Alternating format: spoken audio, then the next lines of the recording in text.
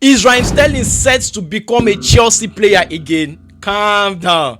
Let me explain. So, why the international break is actually happening currently right now?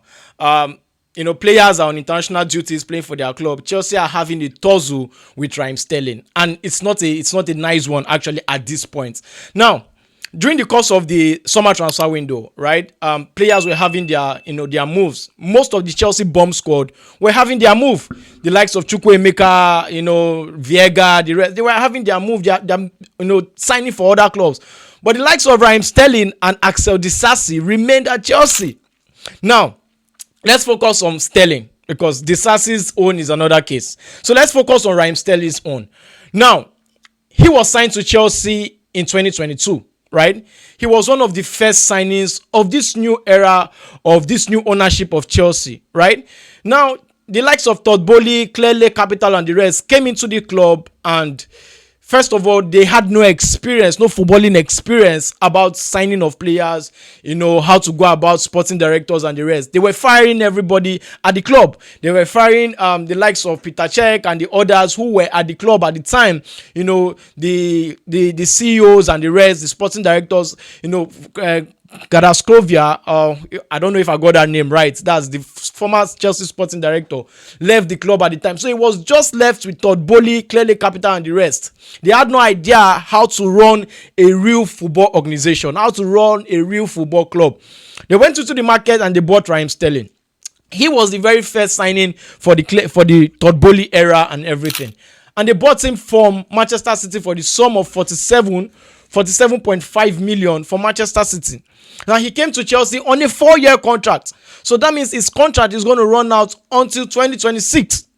All right. Now coming to Chelsea, he came with so much promise. He came with so much, experience and all of that. Having played for Liverpool, having played for Manchester City, and now playing for Chelsea. Now, what happened? He hasn't worked out at Chelsea. There's a whole lot that has gone wrong with him playing for Chelsea. He hasn't delivered. He hasn't done what he was bought for, for Chelsea. Now, it wasn't only him that was bought at the time. Aubameyang was bought at the time. Zakaria was bought on loan from Monaco at the time. Chukwuemeka was bought at the time as well.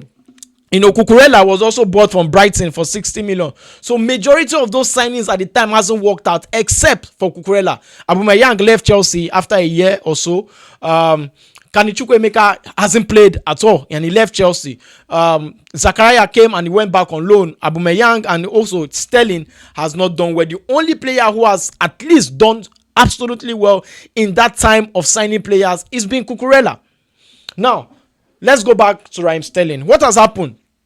Players were having their move in the summer transfer window, and Raheem Sterling decided not to make a move. He is on exorbitant wage. What is earning right now is £325,000 per week. That is about 16.9 million per year. That is a very, very high sum of amount for a player of this caliber. Not of this caliber based on the current form of Raheem Sterling. Does it deserve to earn that kind of money for Chelsea? To me, I would say no. Because during his time at Manchester City, players were ahead of him already during his last year at Manchester City because he wasn't all that clinical at Manchester City. Let's be honest. There are some players that were taking the burden off him. Now, before he came to Chelsea, the likes of Foden were ahead of him. Jack Grealish, who was signed for at 2021, from Aston Villa, was already ahead of him. Bernardo Silva was already ahead of him. So there are players that were already ahead of him. Let's not forget that Chelsea also bought Koulibaly at the time, that 2022. It didn't work out for Chelsea and he left for Saudi Arabia. So many signings at the time was bad. Many signings at the time didn't really work out for Chelsea at the time. Now, let's check his stats for Chelsea before we go into the tweets of what is really going on currently at Chelsea. Now, let's check the stats.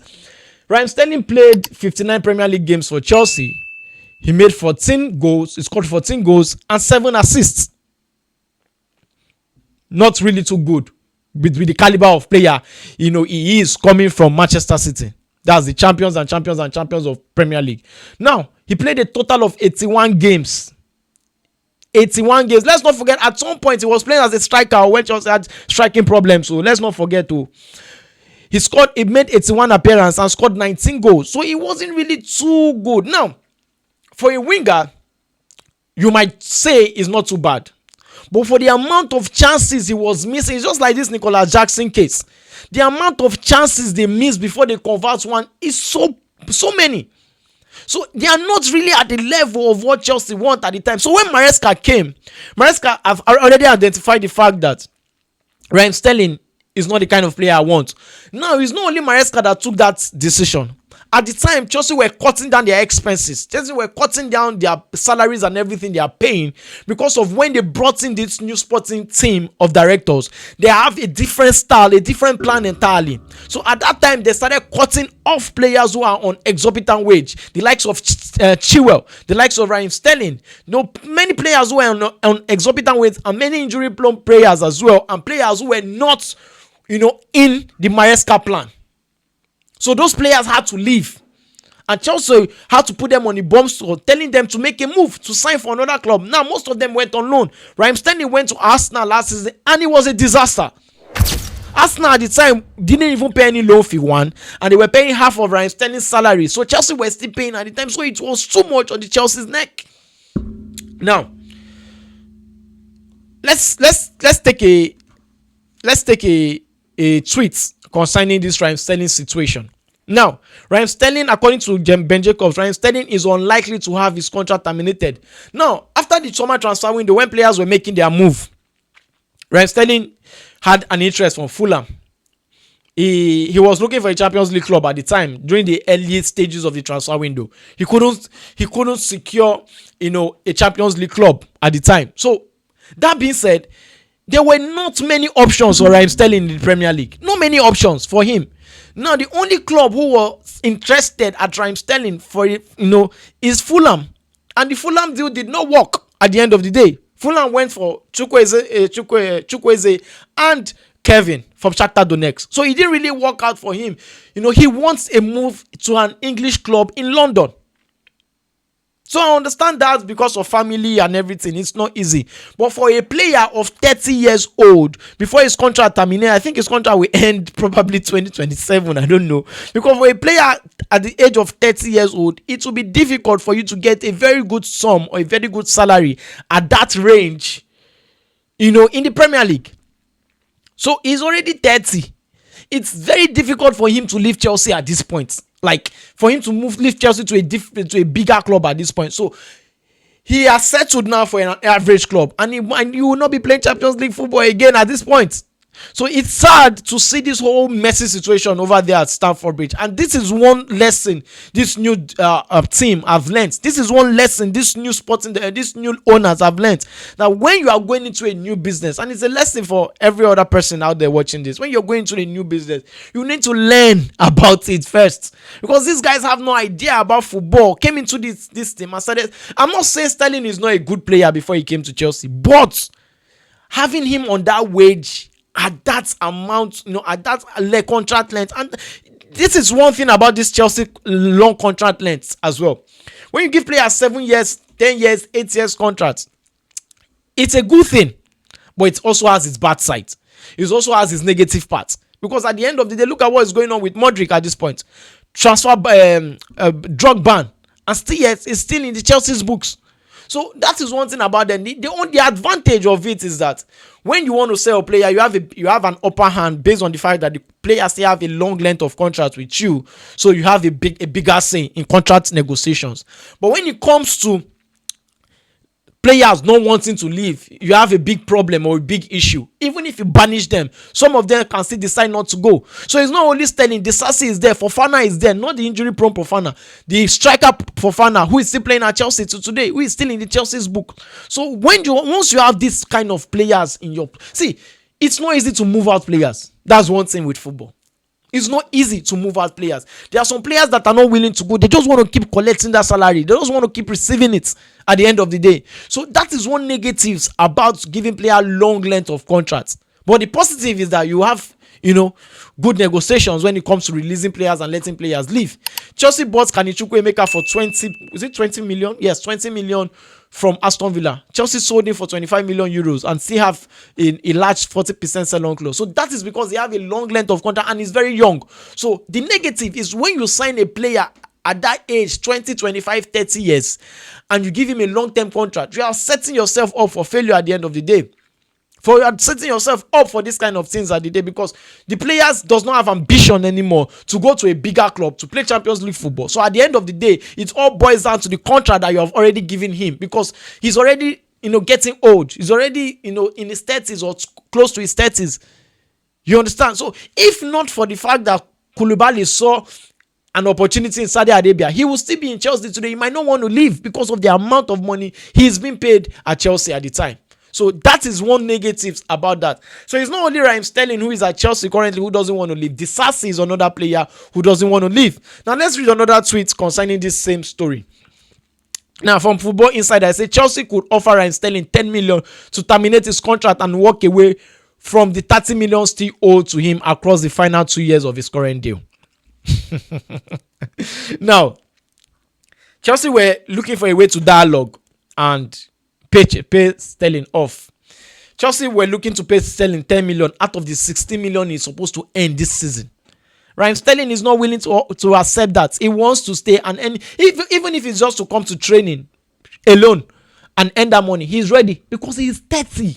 He doesn't have enough ambition at this point. Try to understand me now. He doesn't he's made. He's receiving a lot of money. So that is one thing about giving players contract, long-term contract at this point. Now, according to Tom Overend, he said Axel Disasi and Raheem Sterling both had interest from clubs if they wanted to play football. They had interest elsewhere. They refused to leave.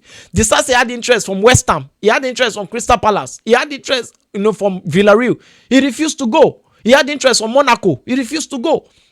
Now, they are within their rights to stay at Chelsea and honor their contracts. But I don't have any sympathy for them. That's what this guy said. Let's read another tweet concerning this whole thing. Now, the last tweet, he said, Raheem Sterling has 2 years left on his 325k a week contract at Chelsea. By the end of that contract, he will be 32. 32. He's currently 30. So I thought he won't had 1 year. He had 2 years contract left. He has been casted out of the first team. He doesn't seem to be pushing a move as well. What would you do in his shoes? Stay or leave? Somebody answer that question in the comment section. So, at this point, Raheem Sterling has all the cards with him.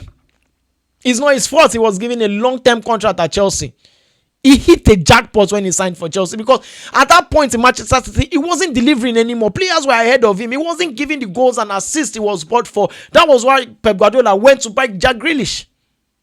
Phil Foden was also ahead of him. Bernardo Silva was also ahead of him. Mahrez was also ahead of him. Remember, Raheem Sterling can play both sides of the wings. So it is a very messy situation over there at Chelsea right now. And just don't be surprised, because Chilwell has already left finally. Don't be surprised that Raheem Sterling might stay at Chelsea even till the end of his contract running out, because 325k, that is massive. That is massive for a player who doesn't even play and earn such amount of money. It's a lesson Chelsea and other teams should learn for. Because Chelsea are trying to cut down their losses, but he's refusing to leave. He's refusing to go. So those are the lessons Chelsea should learn from at this point.